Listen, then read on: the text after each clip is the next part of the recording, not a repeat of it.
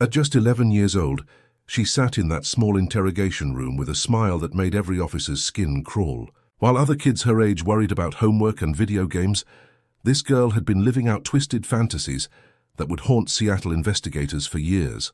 She truly believed she was too young to face real consequences, that her age would be her get-out-of-jail-free card. But what she didn't know was that one small piece of evidence had already sealed her fate. That tiny pink diary, covered in stickers and childish doodles, would be enough to convince detectives that some monsters come in small packages, and this one needed to be stopped before she could hurt anyone else. How does a child become a monster? And how does that monster learn to hide behind the innocent face of an 11-year-old girl? This was the question that would haunt a city. A question born from an act of evil so cold, it seemed to defy all reason and humanity. The surveillance footage showed a little girl, no more than 11, skipping down a suburban sidewalk with blonde pigtails bouncing in the afternoon sun. But frozen on frame 247 was something that would haunt Seattle for years to come. That same cherubic face, captured in the reflection of a storefront window, twisted into an expression of such pure malevolence that seasoned investigators had to look away. She had just committed the perfect crime, or so she thought. What this child didn't know was that her own diary, filled with elaborate murder fantasies, written in pink gel pen and decorated with smiley face stickers, was about to become the most damning evidence in Washington state history. The rain-soaked streets of Seattle, Washington, have always held secrets beneath their glistening surfaces. This city, known for its coffee culture, tech giants, and perpetually gray skies, has a complicated relationship with darkness. But in the autumn of 2019, a new kind of shadow fell across the Emerald City, one that would challenge everything its citizens believed about innocence, childhood, and the capacity for human evil. The rain that fell that October seemed heavier somehow, as if the sky itself was weeping for what was about to unfold. Sarah Mitchell was 29 years old, a social worker who had dedicated her life to helping the homeless population of downtown Seattle. She volunteered at 3 different shelters, ran a food bank out of her small apartment, and was known throughout the Pike Place market area as the Lady with the Kind Eyes. She had moved to Seattle from a small town in Oregon 5 years earlier, determined to make a difference in a world she saw as fundamentally good. Her optimism was infectious, her compassion boundless. She saw potential in everyone, believed in second chances, and had an almost naive faith in human goodness. It was this very quality, this beautiful and trusting nature, that would make her the perfect victim for a predator who understood that kindness could be weaponized. Sarah had no idea that she'd been selected. No idea that for weeks, someone had been studying her routines, mapping her movements, learning her schedule with the precision of a military strategist. She didn't notice the small figure that sometimes appeared in the background of her daily life, a child so ordinary, so innocent-looking, that she blended into the urban landscape like rain into puddles. Sarah Mitchell's greatest strength, her ability to see good in everyone, became her fatal vulnerability. The predator was Emma Louise Hartley, an 11-year-old girl from one of Seattle's most affluent neighborhoods. She lived in a sprawling Tudor-style home in the Madison Park area, where manicured lawns met million-dollar lake views, and the biggest concerns were usually about property values and school district rankings. Emma was an honor student at an exclusive private academy, a competitive gymnast, and by all outward appearances, a model child. She had long blonde hair that she often wore in pigtails or braids, bright blue eyes that seemed to radiate innocence, and a smile that could melt the coldest heart. Teachers described her as delightful and exceptionally mature for her age. Her parents, both successful tech executives, displayed her academic awards and gymnastics trophies with pride. She was their perfect daughter, their greatest achievement. But perfection, as the city of Seattle would soon learn, can be a mask. And Emma Hartley had been wearing hers for a very long time. The crime occurred on a Tuesday evening in late October, as the sun set early behind the Olympic Mountains, and Seattle's streets took on their familiar damp darkness. Sarah Mitchell had just finished her shift at the Downtown Emergency Service Center and was walking to her car, parked in a dimly lit garage 3 blocks away. It was 6:47 p.m. Security cameras would later capture her entering the garage, her worn backpack slung over one shoulder, her face tired but peaceful. unaware that she had less than 30 minutes to live. What happened in that parking garage would shock investigators for its sheer calculation and brutality. This was not a crime of passion or opportunity. It was an execution, planned with the methodical precision of someone who had spent months preparing for this moment. Emma had researched everything: the security camera blind spots, the timing of the security guard's rounds, the exact angle needed to avoid detection. She had stolen her father's access card to the garage weeks earlier, had practiced her approach 17 times, and had prepared her equipment with the care of a surgeon, preparing for a complex operation. The attack was swift and savage. Sarah never saw it coming. One moment she was fumbling for her car keys, thinking about what she'd make for dinner, mentally planning tomorrow's shelter shift. The next moment everything went dark. Emma had struck from behind with a piece of rebar stolen from a construction site, her small arms capable of surprising force, her aim true from hours of practice on mannequins she'd set up in her family's garage. But it wasn't the initial blow that killed Sarah Mitchell. It was what came after. For 47 minutes, Emma Hartley tortured her victim in that cold concrete parking structure. She had brought supplies in a pink backpack adorned with unicorn patches, zip ties, duct tape, a box cutter she'd taken from her father's workshop, and a thermos of water, in case she got thirsty during her work. The medical examiner would later testify that Sarah regained consciousness at some point during the ordeal, that she had been aware and begging for her life, that her final moments had been filled with unimaginable terror and pain. Emma had taken her time, had experimented, had treated a human being like a science project. She had wanted to know what it felt like to have complete control over another person's existence, to play God with someone else's life, when it was over. Emma carefully cleaned herself with wet wipes she'd packed, changed her clothes in a bathroom stall, and disposed of her bloodied outfit in a dumpster 4 blocks away. She then walked calmly to a nearby bus stop, where security footage captured her sitting and waiting, swinging her legs like any normal child, her blonde pigtails perfectly in place, not a hair out of order. She rode the bus home, did her homework, ate dinner with her parents, and went to bed at her usual 9 p.m. bedtime. She slept soundly that night, her sleep untroubled by guilt or fear. She had done what she'd set out to do, and it had been, in her own words later discovered in her diary, even better than I imagined. The discovery of Sarah Mitchell's body the following morning sent shockwaves through Seattle. A parking attendant making his rounds found her at 7:15 a.m., and his screams brought running footsteps from every direction. First responders arrived to a scene of such savage brutality that several veteran officers had to step outside to compose themselves. This wasn't just murder, it was desecration. It was evil made manifest in the most horrifying way imaginable. Detective Rebecca Torres was assigned as lead investigator. A 15-year veteran of the Seattle Police Department, Torres had worked her way up through the ranks, earning respect for her dogged determination and her ability to think like the criminals she hunted. She was tough, methodical, and had seen enough darkness to believe she was prepared for anything. But nothing in her training or experience had prepared her for what she was about to uncover. The breakthrough came 3 weeks into the investigation, and it came from the most unexpected source: a lost diary found by a dog walker in a park near Madison Park. The woman who found it, thinking it belonged to a child who might want it back, began reading it to find a name or address. What she found instead made her immediately call 911. The diary was written in the distinctive handwriting of a young person, decorated with stickers and doodles. But the content was anything but childish. Page after page detailed elaborate murder fantasies, torture scenarios, and meticulous plans for selecting and stalking victims. The writer described watching people, learning their routines, imagining what it would feel like to hurt them. There were sketches of weapons, diagrams of human anatomy with vulnerable points marked, and chilling descriptions of the psychological pleasure the writer derived from imagining others' pain. Most damning of all were the final entries dated in October. They described a specific target, a woman with kind eyes who worked at a homeless shelter downtown. The entries detailed the woman's schedule, her parking garage routine, and a step-by-step plan for an attack that matched in horrifying detail exactly what had happened to Sarah Mitchell.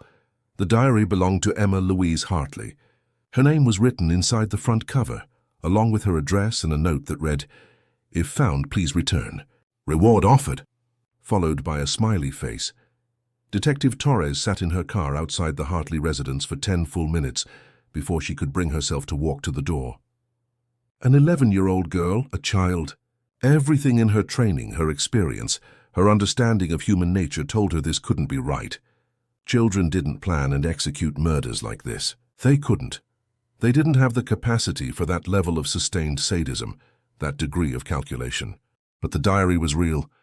The handwriting had been analyzed. The details were too specific to be coincidence. The rain was falling harder now, Seattle's perpetual drizzle turning into a downpour as Torres approached the front door of the stately Tudor home. She could see through the window a scene of perfect suburban domesticity. A man reading a newspaper, a woman preparing dinner, and there, sitting at the kitchen table doing homework, was a little girl with blonde pigtails. Emma Hartley looked up as the doorbell rang, and for just a fraction of a second, Torres saw something flicker across that cherubic face. Not fear, not surprise, something else, something that looked almost like anticipation. The arrest of an 11-year-old for first-degree murder was unprecedented in Seattle's history. When Torres and her partner, Detective James Liu, showed the Hartleys the diary and explained why they were there, the parents' reaction was exactly what you'd expect. Absolute denial, shock, outrage. Emma's mother, Catherine, immediately began screaming about lawsuits and false accusations. Her father, David, a senior engineer at Microsoft, calmly but firmly stated that this was clearly a mistake, that their daughter was incapable of such things. Emma herself said nothing. She simply sat on the couch, her hands folded in her lap, watching the adults argue about her as if she were watching a mildly interesting television show. When Torres asked if she could speak with Emma alone, both parents refused. When Torres then stated that she was placing Emma under arrest, Catherine Hartley fainted, and David began making phone calls to lawyers before his wife had even hit the floor. The interrogation that followed, conducted with both parents and 2 high-priced attorneys present, was one of the strangest experiences of Torres's career. Emma was read her rights in language appropriate for a minor. She was offered snacks and juice boxes. The room was painted in calming colors, with soft chairs instead of the hard interrogation furniture used for adult suspects. Everything about the setting was designed to make a child feel safe and comfortable, but Emma Hartley wasn't scared. She wasn't intimidated. She was, Detective Torres would later testify, completely in control. For the first hour, Emma said nothing. She let her lawyers do all the talking, staring at Torres with those big blue eyes, occasionally sipping from a juice box. But Torres was patient. She had all the time in the world. She began laying out the evidence piece by piece, the diary entries, the timeline, the details that only the killer would know. She showed Emma photographs of Sarah Mitchell in happier times, tried to humanize the victim, to provoke some emotional response. Nothing. Finally, Torres played her trump card. She revealed that they had found additional evidence in Emma's room, a shoebox hidden in her closet containing trophies from the crime scene. Sarah's work ID badge, a small silver necklace she'd worn every day, and photographs, Polaroid photographs that Emma had taken during the murder, documenting her crime like someone taking vacation snapshots. It was at this moment that Emma's lawyer, a woman named Patricia Goldman, who specialized in juvenile defense, saw the photographs and immediately went pale. She requested a recess, pulling David and Catherine Hartley into the hallway for an urgent conversation. Through the two-way mirror, Torres watched as Goldman showed the parents the photographs, watched as Catherine collapsed against the wall, watched as David's face transformed from disbelief to horrified acceptance. When they returned to the interrogation room, everything had changed. Goldman formally withdrew from the case, unable to continue representing a client whose guilt was so obvious and so horrifying. The Hartleys sat in stunned silence, no longer defending their daughter, simply trying to process the impossible truth they'd just been forced to confront. And Emma, finally seeing that her parents' denial could no longer protect her, decided to talk. What came next was 3 hours of the most chilling testimony Torres had ever heard. Emma didn't confess out of remorse or guilt. She confessed because she was proud. She walked Torres through every step of her planning process, from selecting Sarah Mitchell to executing the murder. She spoke about it with the detached enthusiasm of a student describing a successful science fair project. She corrected Torres on small details, insisting on accuracy in the retelling of her crime. When Torres asked her why she'd done it, Emma looked at her with genuine confusion, as if the question didn't make sense. "Because I wanted to know what it felt like," she said simply. "I've been planning this for 2 years. I read about it, studied it, practiced, but you can't really know until you do it." "Know what?" Torres asked, her voice carefully neutral despite the rage building inside her. "What it feels like to be in control, to have someone's life in your hands, to be the one who decides if they live or die." Emma's voice was matter-of-fact, as if she were describing a homework assignment. Sarah was perfect because she was nice. She would have helped a little girl who seemed lost. "That's why I chose her," Torres pushed further. "Did Sarah beg you to stop?" Emma nodded, and for the first time a smile crossed her face. A small secret smile. "Yes," she cried. "She asked why I was doing it. She said she had a boyfriend who was going to propose. She told me about her mom who had cancer. She thought if she made me see her as a person, I'd stop." The smile widened, but that made it better. "Knowing all those things about her life, and knowing I was taking it all away, that's the part I liked best."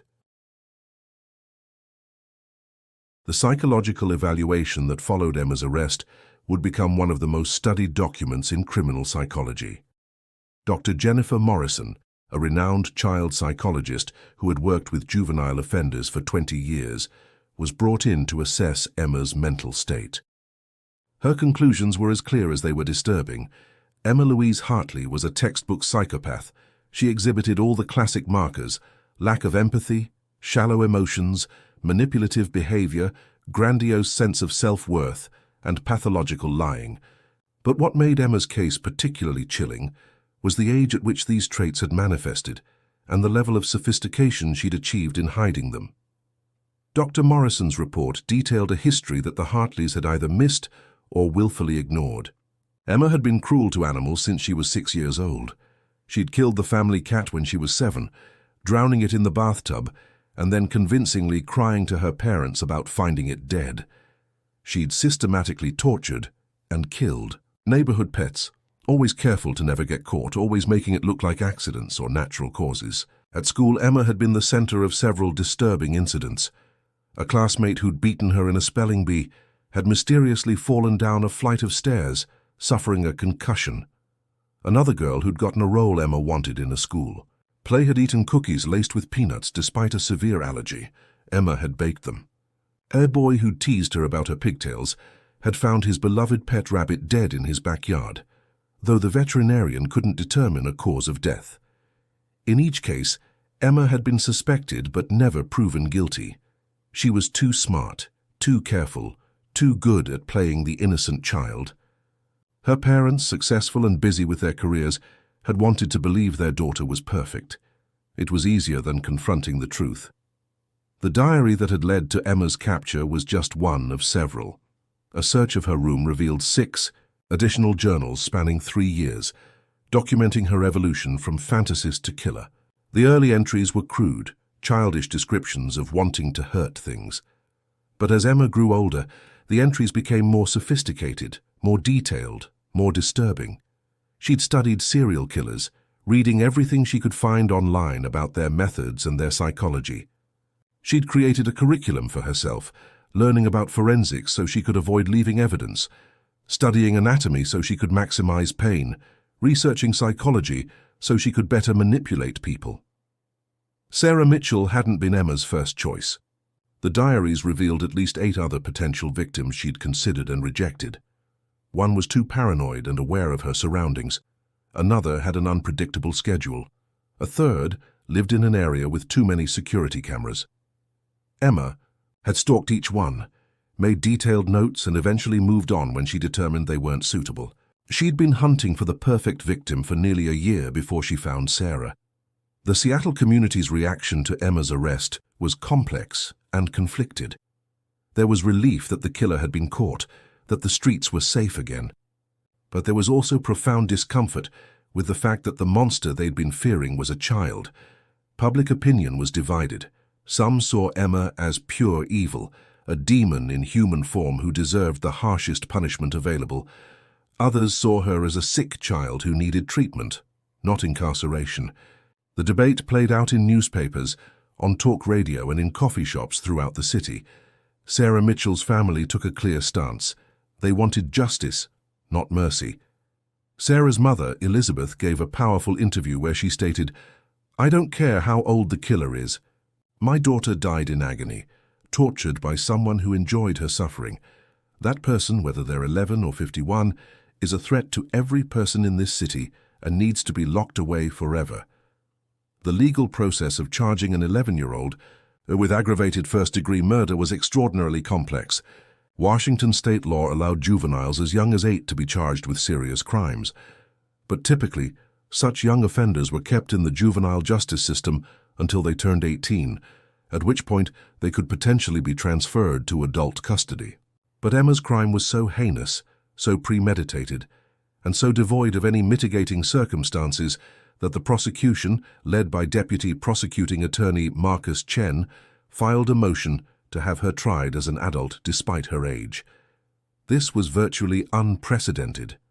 Chen argued that Emma's level of sophistication, planning, and complete lack of remorse made her as dangerous as any adult serial killer, perhaps more so because she had decades of potential killing ahead of her. The defense, now headed by renowned juvenile advocate Robert Stern, argued passionately against adult prosecution. Stern contended that no matter how disturbed Emma might be, she was still a child, her brain still developing, and that she deserved the chance at rehabilitation that the juvenile system provided. He commissioned his own psychological evaluations, bringing in experts who testified that Emma's psychopathy could potentially be treated with intensive therapy and medication. Judge Rachel Martinez faced an impossible decision. A woman of deep compassion and strong legal principles, she'd built her career on advocating for juvenile justice reform and giving young offenders second chances. But as she reviewed the evidence, in Emma's case, the diaries, the photographs, the cold-blooded confession, she found herself questioning everything she'd believed about childhood and redemption. The hearing to determine Emma's prosecution status lasted 3 weeks and became a media circus. The courtroom was packed every day with reporters, victims' advocates, child welfare activists, and curious citizens. Everyone had an opinion. Everyone wanted to see the little girl who'd committed such monstrous acts.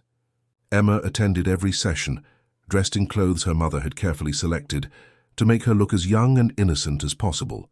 She wore dresses with flower patterns, had her hair in pigtails with colorful ribbons, and maintained a somber, downcast expression that her new lawyers had coached her to display. She was a portrait of childish remorse, a far cry from the smug, confident killer who'd boasted about her crime to Detective Torres. But those who looked closely could sometimes catch a glimpse of the real Emma. When she thought no one was watching, her expression would change. The mask would slip, and something cold and calculating would peer out from behind those innocent blue eyes. Torres, who attended every hearing, saw it.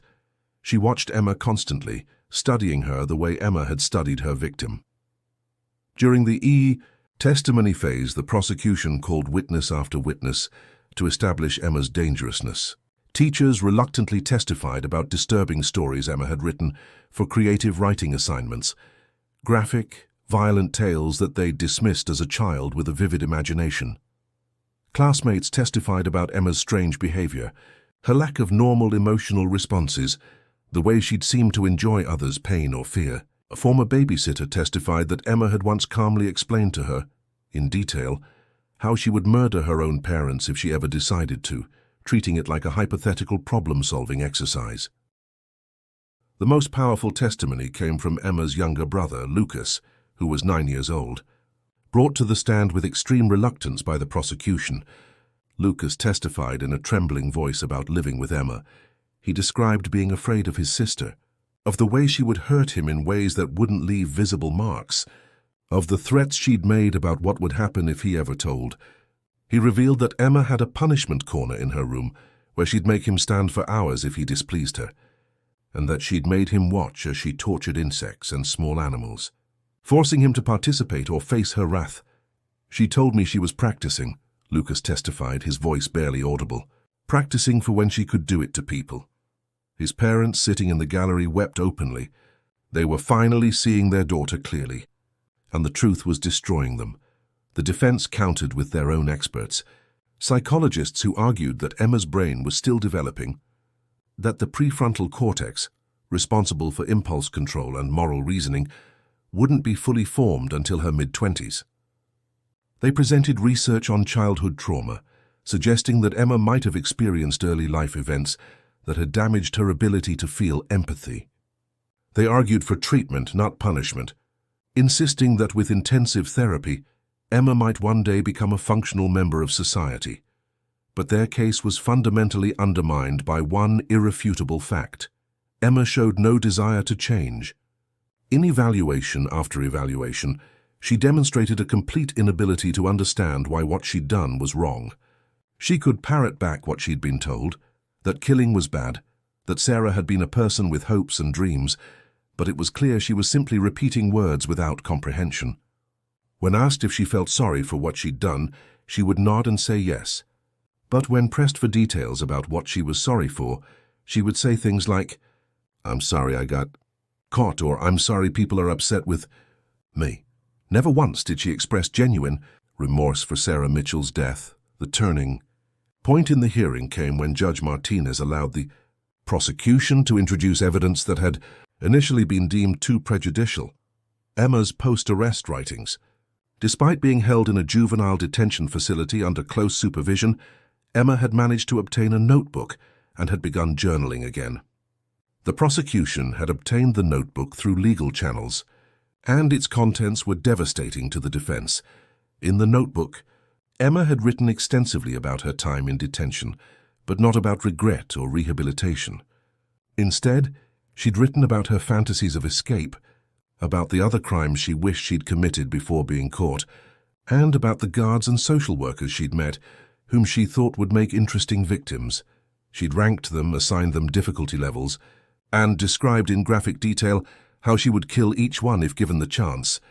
Most damning of all was a section where Emma had written about Sarah Mitchell. But it wasn't an expression of guilt or sorrow. It was an analysis of what she'd done wrong, how she could have avoided getting caught, what she would do differently next time. She wrote about the diary that had led to her capture, calling it a stupid mistake, and noting that in the future she would keep her records encrypted on a computer. In the future, as if she expected there to be a next time. When this notebook was read aloud in court, even Emma's defense attorneys seemed to deflate. How could they argue for rehabilitation when their client was actively planning future murders? How could they claim she deserved a second chance when she was still even in custody, fantasizing about taking lives? Judge Martinez took 3 days to render her decision. When she returned to the courtroom, her face was drawn and exhausted. She'd clearly struggled with this choice, and her lengthy ruling made that struggle evident. She spoke about the value of juvenile justice, about the importance of recognizing that children are different from adults, about her belief in the possibility of redemption.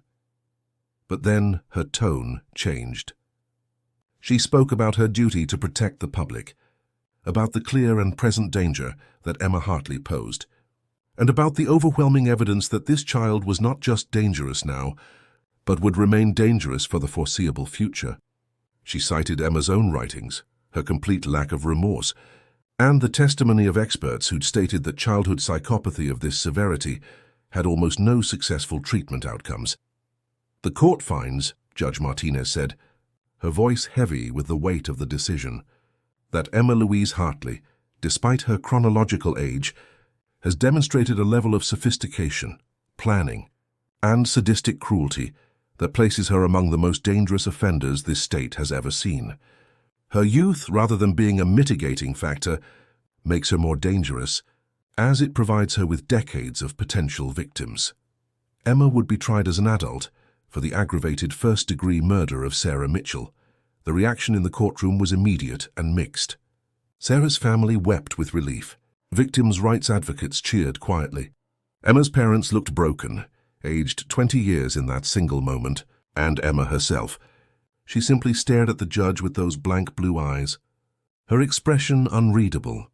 As she was led from the courtroom back to detention, Emma turned and looked directly at Detective Torres, who was standing near the exit. And there, for just a fraction of a second, Emma smiled. It was the same secret smile Torres had seen in the interrogation room.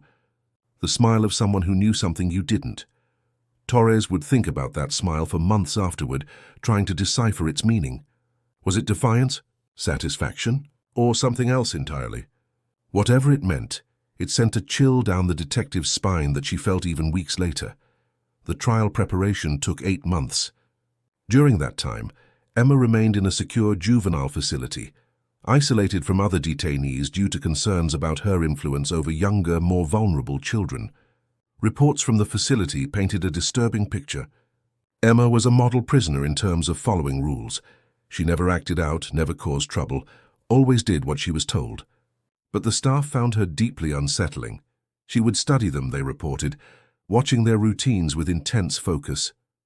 She'd ask questions that seemed innocent, but were actually probing for information about security protocols, staff schedules, and facility vulnerabilities.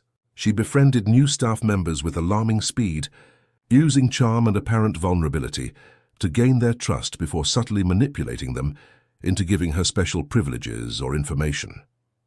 Most disturbing were the reports from the facility's therapist, Dr. Aaron Goldstein. In their mandatory therapy sessions, Emma would engage enthusiastically, discussing her feelings and her crime with apparent openness. But Dr. Goldstein noted that Emma was simply telling him what he wanted to hear, performing the role of a troubled child seeking help. When he tried to dig deeper, to get past the performance to the real person beneath, he found nothing. It was, he reported, like talking to an empty shell that had learned to mimic human emotions without actually feeling them. "She's studying me," Dr. Goldstein wrote in his report. "She's learning how to appear remorseful, how to fake empathy, how to convince people she's changed. She's preparing for trial, rehearsing her performance, and she's frighteningly good at it. If I hadn't read her case file, if I didn't know what she'd done, I would believe her act completely. She's the most sophisticated manipulator I've encountered in 30 years of practice, and she's only 11 years old." The prosecution team, led by Marcus Chen, built their case with meticulous care. They knew that putting a child on trial for first-degree murder would generate sympathy, that jurors would instinctively want to believe that someone so young couldn't be truly evil. They needed to present evidence so overwhelming, so undeniable, that the jury would have no choice but to see Emma Hartley for what she really was. Chen's strategy was to let Emma's own words condemn her. The diaries would be the centerpiece of the case, showing the jury the evolution of a killer mind. The photographs Emma had taken during the murder would demonstrate her complete lack of humanity. And if the defense tried to put Emma on the stand to show her remorse, Chen was prepared to destroy that illusion with surgical precision. The defense team, now led by veteran criminal attorney Sarah Brennan, faced an almost impossible task. Their client was demonstrably guilty, utterly remorseless, and had created a written record of her own monstrousness. Brennan's only hope was to focus on Emma's age, to convince the jury that no matter how sophisticated she seemed, she was still a child whose brain was not fully developed, who deserved treatment and rehabilitation rather than a lifetime in prison. Brennan commissioned extensive neurological testing, bringing in experts to perform brain scans and cognitive assessments. The results were paradoxically both helpful and harmful to her case. The scans showed abnormalities in Emma's brain structure, particularly in areas associated with empathy and emotional regulation. This supported Brennan's argument that Emma's behavior was the result of neurological differences beyond her control. However, the experts also noted that the specific pattern of abnormalities Emma exhibited was consistent with what neurologists had observed in adult psychopathic serial killers. Her brain, despite her young age, functioned like that of a mature predator. This was precisely what the prosecution needed to prove their point. Emma might be 11, but her mind was that of a fully formed killer. As the trial date approached, Seattle found itself deeply divided. The case had become a national sensation, with cable news shows dedicating entire segments to debating whether a child could be evil, whether rehabilitation was possible, and what society owed to both victims and offenders. Ethicists, psychologists, lawyers, and talking heads all weighed in, each with their own passionate opinion about what should happen to Emma Hartley. Public sentiment ran heavily against Emma. The details of her crime were too horrific, her lack of remorse too complete for most people to feel sympathy. But there was a vocal minority who argued that society had failed Emma, that somewhere in her short life something had gone terribly wrong, and that it was wrong to give up on a child no matter how damaged they might be. Sarah Mitchell's family maintained a dignified presence throughout the media circus. They gave few interviews, released carefully worded statements through their lawyer, and consistently argued that this case wasn't about Emma's age or her potential for rehabilitation. It was about justice for Sarah, about holding a killer accountable regardless of what form that killer took. The trial began on a grey April morning, Seattle's spring rain drumming against the courthouse windows as if the city itself was weeping. The courthouse was surrounded by protesters on both sides, some holding signs demanding justice for Sarah, others arguing for mercy for Emma. Media trucks lined every available space, and the courtroom was packed to capacity with reporters, legal observers, and citizens who'd won the lottery for public seating. Emma entered the courtroom holding her mother's hand, dressed in a pale pink sweater and grey skirt, her blonde hair in a single neat braid.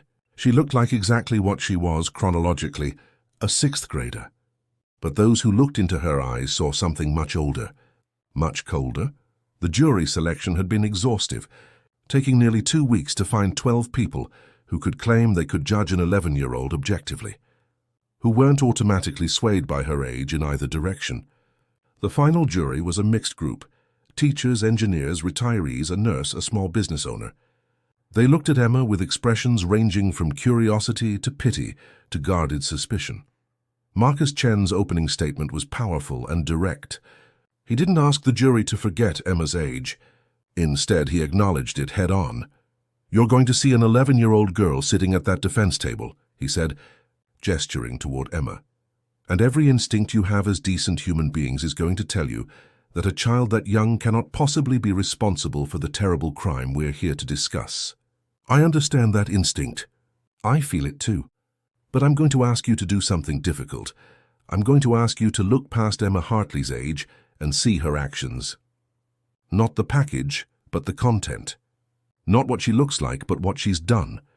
He walked the jury through the evidence they would see: the meticulous planning, the cold execution, the trophy collection, the complete absence of remorse. He spoke about Sarah Mitchell, making her real to them, showing them photographs of a vibrant young woman who dedicated her life to service. Sarah Mitchell was 29 years old, Chen said, his voice thick with emotion. She had her whole life ahead of her, and it was taken by someone who saw her not as a human being, but as an experiment, as an object to use and discard. The defense will ask you to consider Emma Hartley's youth. I ask you instead to consider this. If we excuse this level of calculated cruelty because the person who committed it is young, what message does that send? At what age does murder become unacceptable? 12, 13? Where is the line? Sarah Brennan's opening statement took a retry continued different approach. She spoke softly, almost gently, asking the jury to remember that they were looking at a child. Emma Hartley is 11 years old, Brennan began. 11. That means when she committed this terrible act, she was in 6th grade. She still needed her parents to drive her places. She wasn't old enough to see PG-13 movies alone. She couldn't vote, couldn't drive, couldn't even get a job delivering newspapers. We don't let 11-year-olds make decisions about their own bedtimes, and yet we're asking you to decide if this child should spend the rest of her life in prison. Brennan acknowledged that Emma had done something horrific, but she argued that the question wasn't whether Emma had killed Sarah Mitchell. That was not in dispute. The question was whether an 11-year-old could truly understand the finality and wrongness of murder in the way an adult could. The brain science is clear, Brennan continued. Children's brains are fundamentally different from adult brains. The parts responsible for impulse control, for understanding consequences, for moral reasoning, they're not fully developed. Emma has neurological abnormalities that make her case even more complex. She needs treatment, intensive psychiatric care, not a life sentence. She deserves the chance that we give every child in our society. the chance to grow up, to develop, to become better than she is today. It was a compelling argument, delivered with sincerity and passion. But it faced one insurmountable obstacle: Emma herself. The first week of testimony was devastating.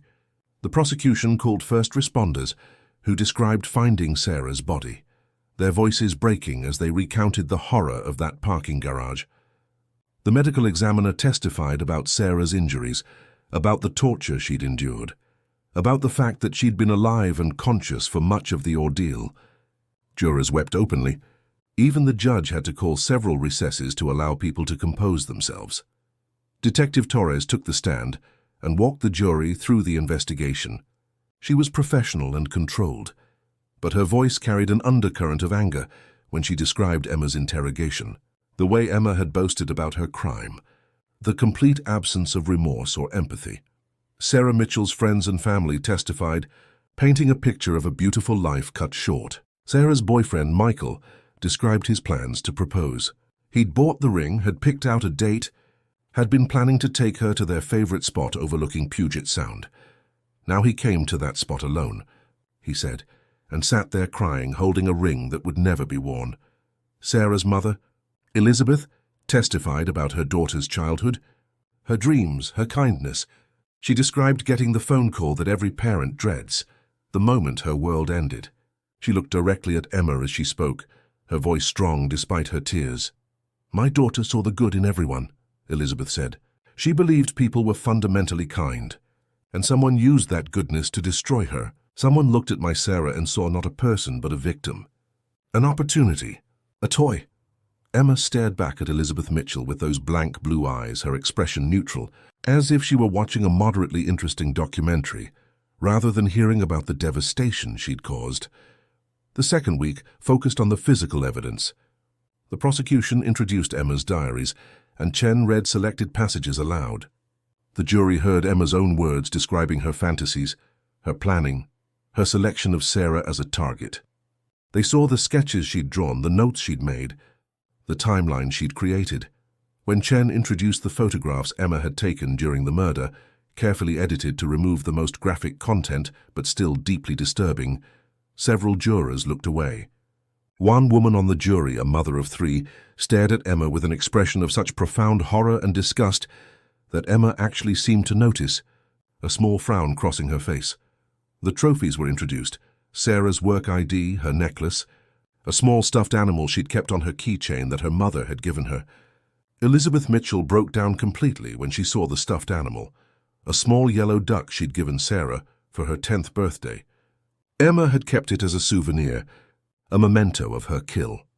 The prosecution's forensic psychologist, Dr. Raymond Park, testified about his evaluation of Emma. He walked the jury through the diagnostic criteria for psychopathy, explaining how Emma met every single criterion. He discussed the rarity of such clear-cut psychopathy in a child this young, noting that Emma was essentially a case study in predatory behavior. "In 30 years of evaluating offenders," Dr. Park testified, "I have never encountered someone with Emma's combination of intelligence, lack of empathy, and predatory drive. Adult serial killers often show some capacity for attachment to family members or partners. Emma shows no genuine attachment to anyone. She views all humans as either tools to use or toys to play with." Under cross-examination, Brennan tried to get Dr. Park to acknowledge that brain development might change Emma's personality over time, but Dr. Park was unmoved. "The research on childhood psychopathy is clear," he said. "While some traits can be modified with intensive treatment, the core lack of empathy persists into adulthood in the vast majority of cases. Emma's level of psychopathy is among the most severe I've encountered. The likelihood of her developing genuine empathy as her brain matures is, in my professional opinion, effectively zero." The defense's case, when it finally came, felt weak by comparison. Brennan called her own psychological experts, who testified about brain development and the possibility of rehabilitation. They discussed treatment programs for violent youth offenders, success stories of children who'd committed terrible crimes and later turned their lives around, but none of their examples were quite like Emma. The success stories they cited were children who'd acted in rage and fear or under terrible circumstances. None had planned and executed a murder with Emma's level of premeditation. None had taken trophies and photographs. None had written about their fantasies for years before acting on them. Brennan also tried to present evidence of Emma's difficult home life, suggesting that her parents' focus on their careers had left her emotionally neglected. But this strategy backfired spectacularly. Catherine and David Hartley, already devastated by their daughter's crimes, were further humiliated by having their parenting put on trial. And more importantly, the prosecution was able to show that Emma's home life, while not perfect, was far better than that of millions of children who never kill anyone. Lots of kids have busy parents, Chen argued in his rebuttal. Lots of kids feel neglected or overlooked. They don't plan murders. They don't torture and kill. Emma Hartley didn't kill because her parents worked long hours. She killed because she wanted to, because she enjoyed it, because she's a predator. The trial's crucial moment came when the defense made the fateful decision to put Emma on the stand. It was a calculated risk. Brennan believed that if the jury could hear Emma speak, could see her as a real child rather than a monster, they might be swayed toward a more lenient outcome. She'd worked extensively with Emma, coaching her on how to testify, how to show emotion, how to express remorse. Emma took the stand wearing a simple blue dress, her hair in 2 braids tied with white ribbons. She looked impossibly young sitting in the witness chair, her feet barely touching the floor. Brennan began with gentle questions, establishing Emma's age, her school, her interests. "Emma," Brennan asked softly, "do you understand why you're here?" "Yes," Emma replied, her voice small and trembling. "Because I hurt someone. Because I killed Sarah." "Can you tell the jury what you remember about that day?" Emma's performance was flawless. She described feeling dark thoughts that she didn't understand, feeling like something was wrong with her, but not knowing how to ask for help. She said she remembered being in the parking garage, but that everything after that was fuzzy and like a bad dream. She cried, dabbing at her eyes with a tissue, her small shoulders shaking. "Do you feel sorry for what happened to Sarah Mitchell?" Brennan asked. "Every day," Emma whispered, looking directly at the jury with tear-filled eyes. "I think about her family and how much I hurt them. I wish I could take it back. I wish I'd asked for help before I did something so terrible." Several jurors seemed moved. The mother of 3 who'd been so disgusted earlier now looked at Emma with something that might have been pity. It was working. Emma was convincing. But then came Marcus Chen's cross-examination. Chen stood slowly, gathering his notes with deliberate care. He approached the witness stand with a calm, almost gentle demeanor. He didn't attack. He didn't raise his voice. He simply asked questions. "Emma, you said your memories of that day are fuzzy. Is that correct?" "Yes," Emma nodded. "But you remember being in the parking garage?" "Yes." "Do you remember bringing a pink backpack with supplies?" Emma hesitated. I think so." "You think so? Let me help you remember." Chen pulled out evidence photos. "This is your backpack, isn't it? The one with unicorn patches?" "Yes. And inside we found zip ties, duct tape, a box cutter, and wet wipes. Do you remember packing those items?" Another hesitation. "It's hard to remember everything." Chen nodded sympathetically. "I understand. Memory can be tricky, but you kept a diary, didn't you? A place where you wrote down your thoughts and plans?" "Yes." "Would it be fair to say that your diary would contain your accurate memories written down as things happened?" "I guess so." "Good." Chen pulled out one of Emma's diaries. "Let me read you an entry from 3 days after Sarah Mitchell's murder. You wrote, 'It was even better than I imagined.' The feeling of control was incredible. She begged and cried, and it made me feel so powerful.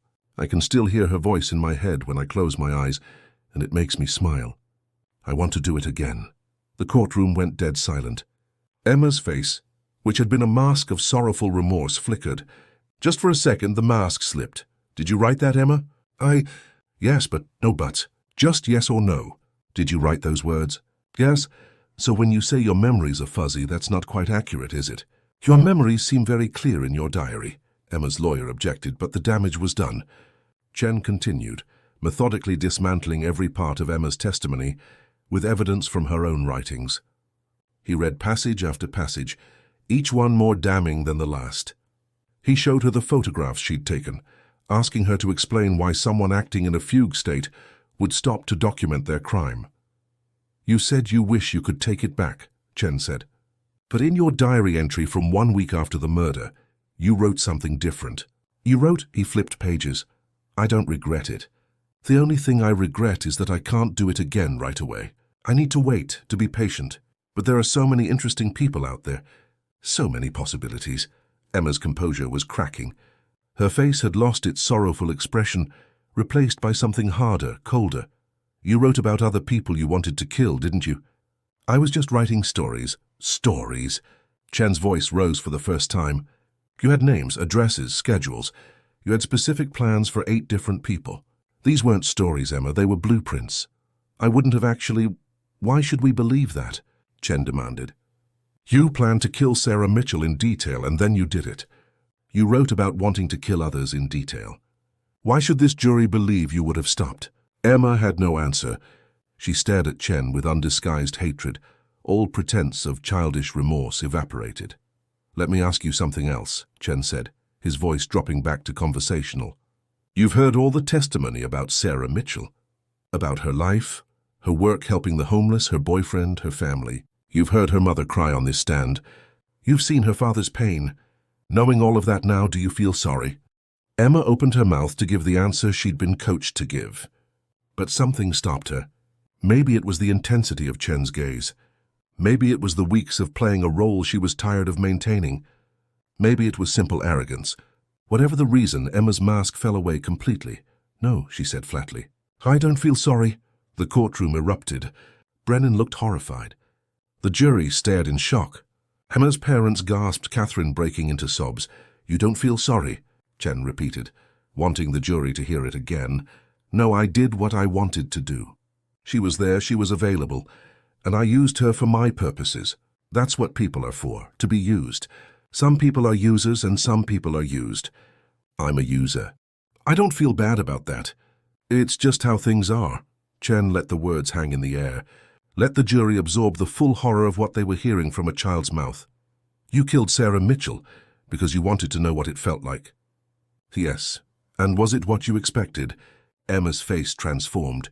For the first time in the trial, genuine emotion crossed her features. But it wasn't remorse or sadness. It was something much darker. It was better, she said, and she smiled. The same secret smile Detective Torres had seen. It was the best thing I've ever felt. The power of it. The control. Knowing that her life was in my hands, and I could do anything I wanted. That feeling was... She paused, searching for words. Perfect. The courtroom was absolutely silent. Several jurors looked physically ill. The mother of 3 was openly weeping, not from sympathy now, but from horror. Judge Martinez's face had gone pale. Chen stood there for a long moment, letting the impact of Emma's words sink in. Then he said quietly, no further questions. The defense tried to repair the damage, tried to argue that Emma had been confused, overwhelmed, that she didn't understand what she was saying. But it was useless. Emma had shown the jury exactly who she was, a predator who felt no remorse, who saw other humans as objects, who would kill again if given the chance. The closing arguments were anticlimactic after Emma's testimony. Chen barely needed to argue his case. Emma had made it for him. He simply reminded the jury of what they'd heard, of Emma's own words describing her crime, her lack of remorse, her plans for future victims. You've heard the defense talk about Emma's age, Chen said in his closing, about how she's just 11, how her brain isn't fully developed, how she deserves a chance at rehabilitation. But I ask you, does someone need a fully developed brain to know that torture is wrong? Does someone need to be 18 to understand that taking a life is evil? Emma Hartley knows these things. She knew them when she planned Sarah's murder. She knew them when she executed that plan. She knows them now. She just doesn't care. He paused, looking each juror in the eye. This case isn't about age. It's about actions. It's about choices. Emma Hartley made a choice to become a killer. She made that choice over and over again. When she selected her victim, when she stalked her, when she gathered her supplies, when she waited in that parking garage. And she'll make that choice again if you let her. The only question before you is, will you let her? Brennan's closing was passionate but hollow. She spoke about childhood, about redemption, about the fundamental unfairness of giving up on an 11-year-old. But her words felt empty after what the jury had witnessed. Emma herself had destroyed any sympathy she might have generated. The jury deliberated for 7 hours. When they returned, their faces were drawn and exhausted. Several looked like they'd been crying. The forewoman stood, a retired teacher named Martha Hernandez, and she looked directly at Emma as she read the verdict. In the case of the State of Washington versus Emma Louise Hartley, on the charge of aggravated first-degree murder, we find the defendant guilty. The courtroom erupted. Sarah's family embraced, crying with relief. Emma's parents collapsed into each other, destroyed. And Emma herself? She simply sat there, staring straight ahead, her face an unreadable mask. The sentencing hearing was held 3 weeks later. Victims were allowed to make impact statements, and the courtroom was packed once again.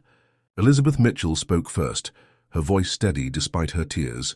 "Sarah was my only child," she said. "She was my world, and she was taken from me by someone who saw her as nothing more than an object to experiment on, someone who felt no remorse, no guilt, no human emotion at all. I don't care that her killer is 11 years old. I care that my daughter, who was kind and good and full of life, died in terror and agony. I care that Emma Hartley would kill again if given the chance. And I care that she be locked away where she can never hurt another family the way she's hurt mine." Michael, Sarah's boyfriend, spoke about the future they'd planned, the children they'd wanted, the life that had been stolen. Sarah's co-workers from the shelter spoke about her dedication, her compassion, her impact on the homeless community she'd served. Then came the most devastating testimony of all. Lucas Hartley, Emma's 9-year-old brother, spoke about what it was like to grow up with Emma. With his parents listening, he described years of abuse, of terror, of being afraid to sleep at night because he didn't know what his sister might do. "I'm glad she's gone," Lucas said, his voice small but clear. "I know she's my sister and I'm supposed to love her. But I'm glad she's locked up. For the first time in my life, I'm not scared in my own house. I hope she never comes back." The defense called their own witnesses, people who spoke about the value of rehabilitation, about the cruelty of sentencing a child to life in prison. But their words felt hollow in the wake of everything the jury had seen and heard. Finally, Emma was given the chance to make a statement before sentencing. Her lawyers had begged her to read from a prepared statement, to show remorse one final time. Emma took the stand, and for a moment, it seemed she might follow their advice. But then she looked at Elizabeth Mitchell sitting in the front row, and something shifted in her expression.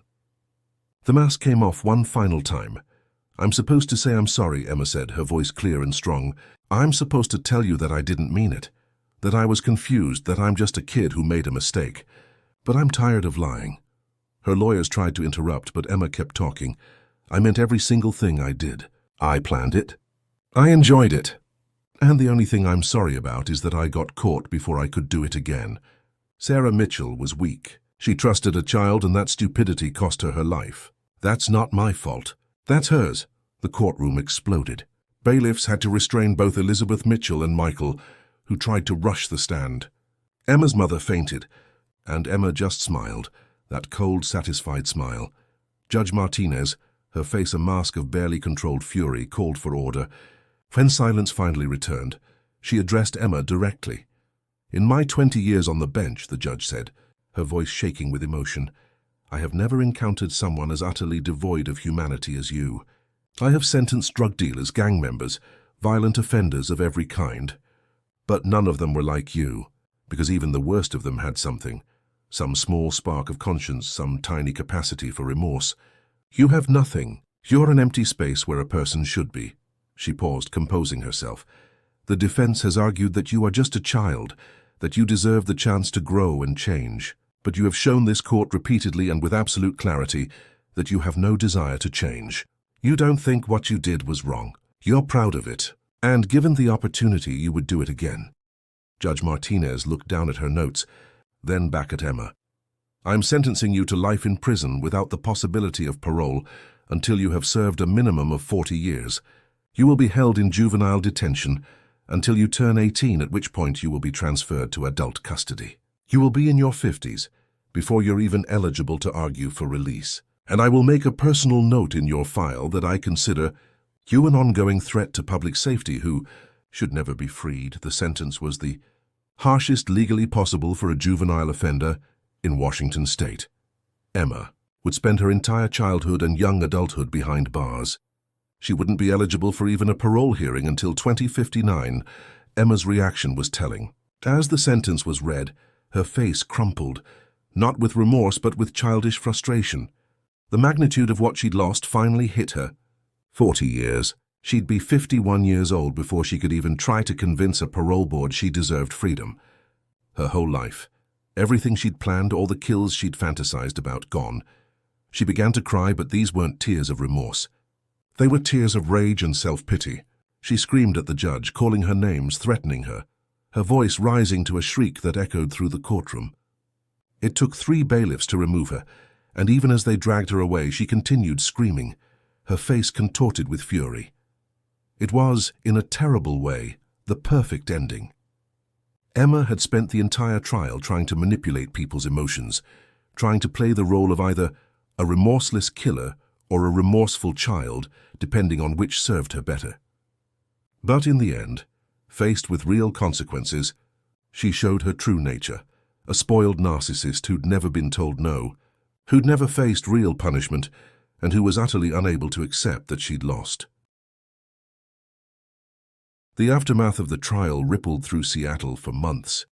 The case sparked a national conversation about childhood psychopathy, about whether children could truly be evil, about where society's obligation to rehabilitate ended and its obligation to protect began. The Hartley family fell apart. Catherine and David divorced within a year. Unable to cope with the shared guilt and trauma of having raised a killer, Lucas went to live with an aunt in California, where he began the long process of therapy and healing. Both parents gave heartbreaking interviews about the signs they'd missed, the warnings they'd ignored, the denial that had allowed their daughter to become a killer. The Seattle school system implemented new protocols for identifying and reporting concerning behavior in students. Teachers were trained to recognize warning signs of psychopathy and were encouraged to report students who showed persistent cruelty to animals, lack of empathy, or violent fantasies. Some criticized this as creating a surveillance state in schools, but supporters argued it was necessary to prevent another Emma Hartley. Detective Torres retired 2 years after the trial. In her exit interview, she said that the Emma Hartley case had fundamentally changed how she viewed human nature. "I always believed people were basically good, that evil was the exception," she said. "Emma taught me that evil can be born, not made. That sometimes there is no explanation, no trauma, no reason. Sometimes a monster is just a monster." Sarah Mitchell's family established a foundation in her name, supporting homeless services and victims' rights organizations. Every year on the anniversary of her death, they hold a vigil at Pike Place Market, where hundreds gather to remember a woman who gave her life to helping others. And Emma? She remains in custody, first in a secure juvenile facility, and after her 18th birthday in an adult women's prison. Reports from corrections officers paint a disturbing picture.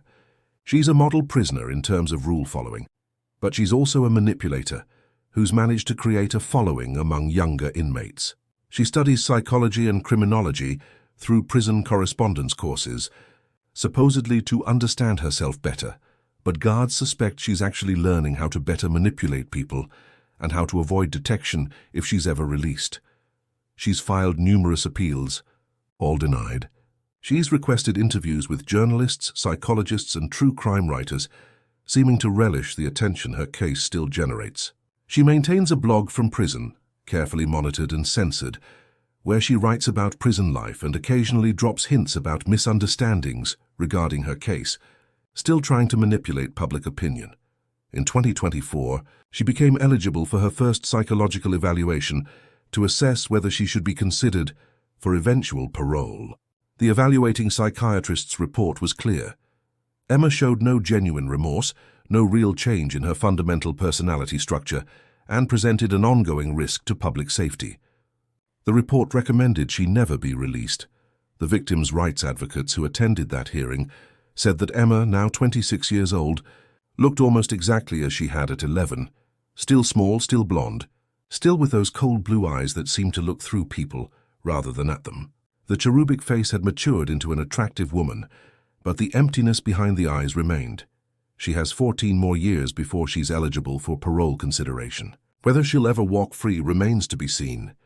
But those who knew her case, who saw what she did and heard her own words describing it, believe she should remain caged forever, because some monsters, no matter how young they were when they first killed, never stop being monsters. They just get better at hiding it.